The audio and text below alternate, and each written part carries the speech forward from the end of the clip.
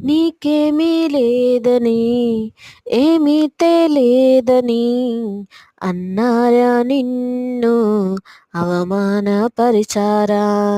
తలరాత ఇంతేనని తరువాత ఏమోనని రేపటిని గూర్చి చింతించుచున్నావా.